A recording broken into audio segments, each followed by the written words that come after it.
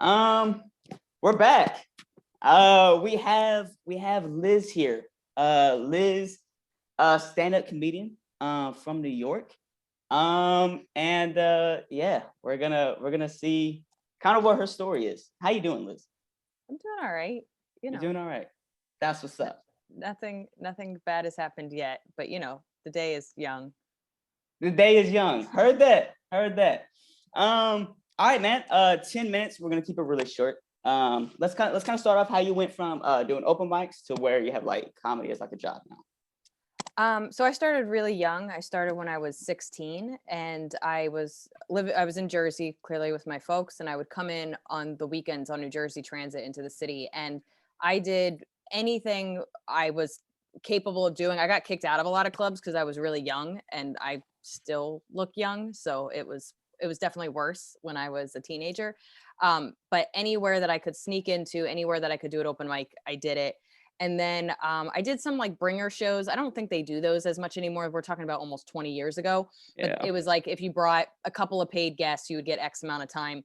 The good thing about them was that if you utilize them correctly, meaning that like you had a solid set and you made a tape from it, or you had a good show, a lot of those bookers, not all of them, but a fair amount of those bookers actually saw your potential and might help you get like guest spots. Maybe not paid work, but like just got you out of the kind of open mic scene and got you to just be doing more kind of somewhat legitimate shows.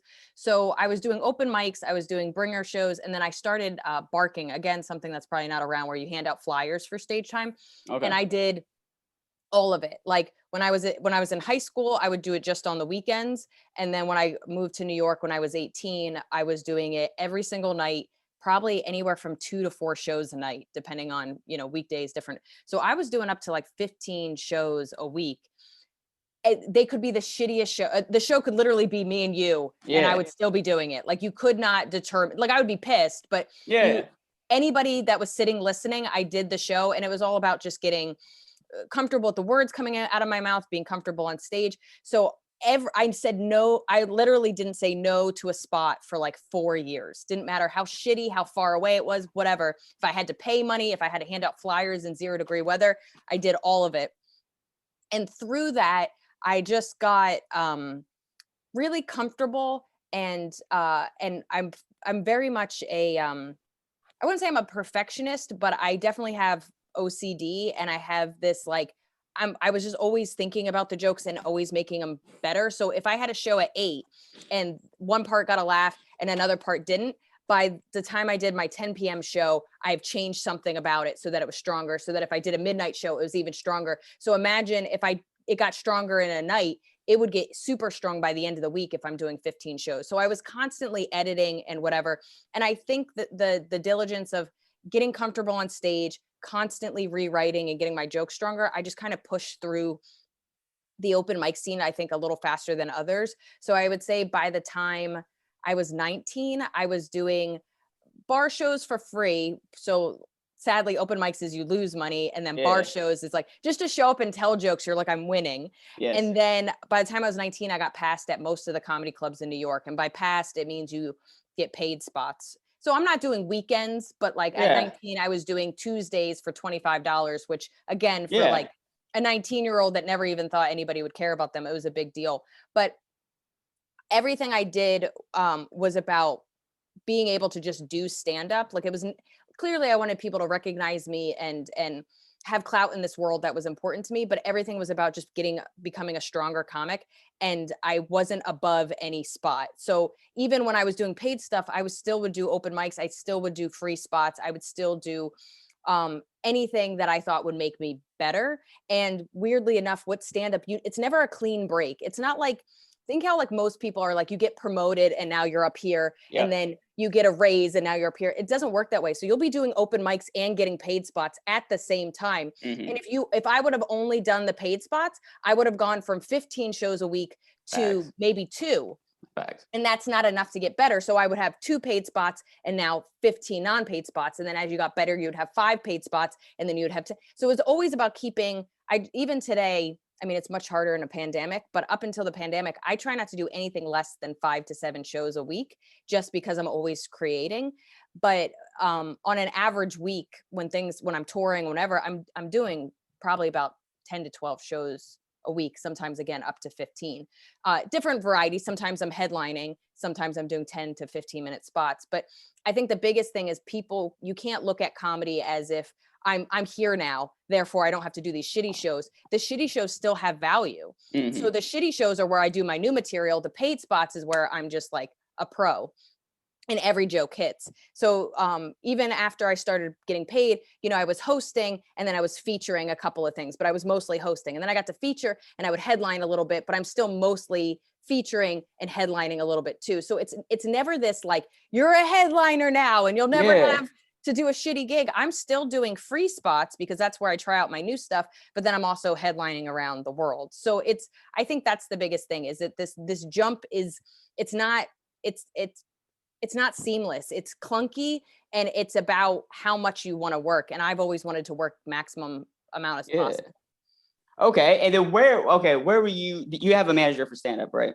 That books your Manager stuff? and agent and stuff. Yeah. Okay. But keep in mind, I booked myself for everything up until about 4 months ago. Like that's all pretty new. Okay. That's crazy. Okay. So where were you when they saw you? Like, did you get like referred, or were you just did some stuff and they? So you have to understand that they're just kind of around, and by working a lot, people just hear about you. So like I was pretty close to getting an HBO special about 2 years ago. It didn't end up happening, but I had a bunch of people that liked me there, and it was interesting having a meeting with them after the fact where they're like, hey, it didn't work out, but please keep us in the loop. And I was like, oh, where did you see me? And it's like over the course of 6 years, they saw me at gigs that I would be embarrassed that they saw me at. And they saw me at stuff where I was like, oh, that was one of my best shows. But they just kind of saw me, whether they were seeing somebody else or they knew this was the hot show to go see people, or whatever the reason. They're out and about and around. And that doesn't say to like, I think LA teaches you that industry is always around. You always have to be perfect. And I've always lived my life as I got into this to create new stuff and be the best version of myself as a performer. And if this is a free show, I'm going to take a giant comedy dump, because that's what it takes for me to get better. And then if it's a paid gig or if it's an audition, clearly I'm going to put my best stuff forward. So they saw me in every which way, and they kept seeing me do new stuff and grow as a comic. And that's what kind of attracted them to what I did, not the fact that I was perfect every time. And I think that can really stunt comics and make them not grow both creatively or not write. It scares them into thinking that they can't keep creating. And that's what I think is how I flourished, is I'm constantly writing and experimenting and taking risks. And I think that's the best part about comedy. So my manager was actually my agent, and then she ended up becoming my manager. She switched jobs, but I don't know if you know who Hari Kondabolu is, but he's a good friend of mine, much bigger comic. He has a Netflix special. Okay. While I was headlining my own gigs, I would open up for him because he has such a bigger fan base, and that goes back to that divide. So I would open up for him at certain gigs. I would headline my own stuff, but we were close. And whenever he thought we might work together, he'd recommend me. So he probably recommended me to like 5 to 8 agents. Got close with a couple of them, but it was this woman, Louise, who's now my manager, that ended up picking me up. She became my manager. And then now I'm with Gersh, and I have like a lit agent, a performance booking agent, and an acting agent. And that's all pretty recent. I had representation for a while in the UK because I've made Europe a big part of my touring career. So I was with another agency for about 4 years out there. But I've always, even when I've had agents, even now with my agents, it's me booking about, I would say right now I'm booking about 50%. Before them, I was booking 90, like 90 to 100%. Okay. Now you produced your own special, right? I did. Okay. So what goes into that? And so picking the venue and then shooting it. So everything I do, I think a lot of young comics, and I think just a lot of people in general, they see where they want to go, and they think it's just like, okay, either someone's going to do it for me or I'll just do it. And I've always baby stepped my way. And today is 19 years of me doing stand-up. Like I always say, no people might be impressed with what I've done, but nobody wants to take my path. It was long, it was slow, I was invisible, it was hard, I cried a lot. Heard that. You know what I mean? Like, I'm proud of Yeah. where I am, and I'm proud of everything I've done. And because it was hard, I think, a better comic, and uh, uh, the comic that I've always wanted to be. And I think if I got some of the opportunities early that I felt I deserved, I would not be as creative as I am now. That being said, I wouldn't want to do this path again. It was not fun. Yeah. But because I had to do so much on my own, I first started out by making my own album. So I produced my own album, Emotionally Exhausting, about 7 years ago. So that was like a baby version of this. So, that was just about booking a venue, making sure I had a good audio guy. I hired a video guy just because I was one of the early adopters of clips. Like, I was putting clips out 12, 15 years ago just on YouTube because I was like, I don't know, why not? Yeah. And so I've always been an early adopter of social media. So even now that video is on YouTube, and I put that out literally today of last year as kind of like a gift to people because we were all locked down. And even though it's been out for 7 years, I think it has like I just released it a year ago, and I think it has 1.4 million views. Keep in mind, I released it 7 years ago. I had a viral video, people saw it, whatever. It definitely helped my career, but more people have seen this hour in the last year than they ever did when I first put it out. And that's what I think good stand-up is it's not this limited shelf life. Like, people really seem to enjoy it, even though there's a couple, my Tinder joke is old and doesn't really stand on its own anymore, but my comedy and my essence kind of stays around. So I first did my own album 7 years ago. Then I put together a bunch of European tours and stuff like that on my own. Then I did an Edinburgh Fringe Festival show, which is where you perform your hour in Edinburgh. So I produced my own, think about like almost like an off-Broadway show, but in Scotland. And that ended up being my second hour and my second album. And then I auditioned for the HBO special, didn't get it, a couple tossed around to other people, but before that, I was like, okay, I know the next thing needs to be video. Video is more important. YouTube is starting, especially with, Andrew Schultz and a couple other people, you're starting to see that more people don't care if it's on Netflix. Netflix is getting saturated. And so then I did it on my own. And so it was just a more expensive and much scarier version of producing my own album and producing my own tour. So it was about picking the right venue, but like, I had seen other people self-produce, and they went to places that didn't have like TV lights, and it looked shitty. So I made sure it was a venue that people have already done. They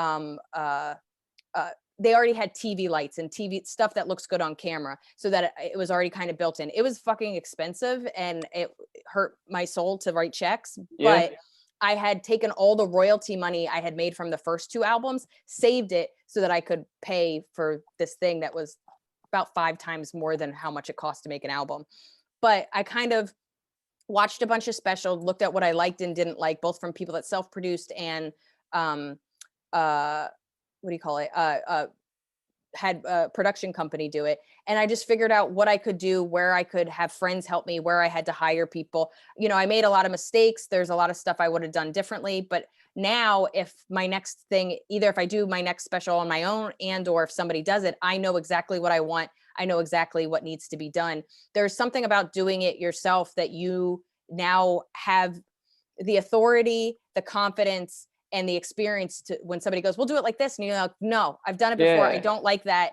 We're not doing it that way. So I've been so hands-on in my career that I'm very particular about what I want, but I know why, and I can justify it, and I can talk to authority and be like, we can't do it this way for X, Y, and Z reasons. As opposed to if I was 25 getting all these opportunities, I might be like, you guys, Netflix said so, let's just do it. And then you're looking at something you're not proud of, but you felt like they've been doing it longer. They clearly know what they're doing, and they don't. They fucking don't. So I think for me, it's harder. It was expensive. It was a huge risk, but especially releasing it, I didn't know I was going to be releasing it during a pandemic, but it all kind of came together. I'm so grateful I filmed it beforehand. Like, I could have pushed it off longer, and I'm so glad everything was in the bag and I just had to edit it during this crazy time. And, again, this isn't, who knows if, if people weren't home, if they would have been on YouTube watching it. So, Right. Yeah. So I was close to selling it to other people. And because of the pandemic, people lost jobs and they were buying less stuff. But I'm pretty grateful for how it turned out. And it's because my special did so well on YouTube that I got my agent. That's crazy. All right. We're a little over. I'm gonna ask you this one question. I'm gonna let you go. Okay. So New York, that's usually where people go for stand-up. What makes it, is it the opportunities, or is it just comedy is so big there that makes it different from like going to like LA, Austin, or like Chicago?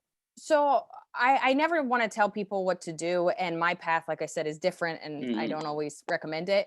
I will say this. It's about what your goals are. For me, my goal was always to be the best comic that I can be, because stand up specifically was so important to me.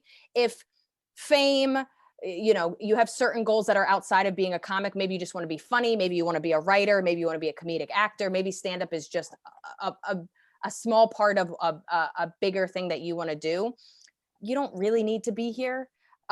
If stand up is what you want to do, you cannot get better anywhere else. I really feel that way. Maybe like the UK, like London is pretty great. They have some great comics and they're structured a little bit like New York. And I think they care about comedy, but you need somewhere that literally cares about comedy, has a diverse group of voices, and there's so much stage time that you can get better. There is not enough stage time in LA. If you want to be a good comic, LA is not the place to go. Famous people can't get enough stage time.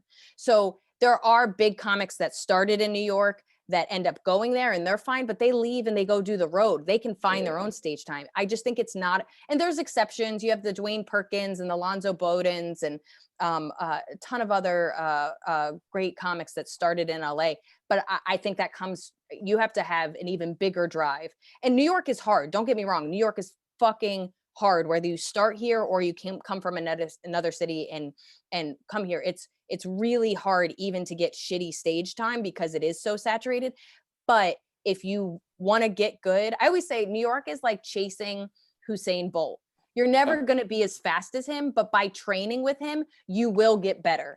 And so there's so many good comics and there's such a diversity of voices, like I said, that it allows you to be who you're going to be, as opposed to LA is going to smash you into one version and not give you enough stage time for you to really find yourself. And I think the little cities, I think, San Francisco has a great scene. I think Chicago has a great scene. DC has a great scene. Boston has a great scene. Philly has a great scene. I think Austin has a decent scene. These places have a good scene, but it's like a plant that it needs to grow out of its pot. It needs to be repotted somewhere. So like you can get decent, but eventually you're going to have to make a decision of, do I want to go to LA and do I want to go to New York? And that's where you have to be honest about what your goals are. Are your goals to be, a big comic, or is your goal to be a comedic voice that does, a TV show or writes or whatever? And I'm not saying you can't get that in New York. It's the difference between a major and a minor. Yeah. You're majoring in comedy in New York City. You're minoring in comedy in LA. That makes sense. Okay, that's cool. All right. Thank you for doing the podcast. Yeah, of course. I'm gonna let you go. This is really cool. Yeah, man. That was Liz. And who knows? Maybe we'll do another one in the future. This is great. Thanks for having me, buddy. I appreciate it. For sure.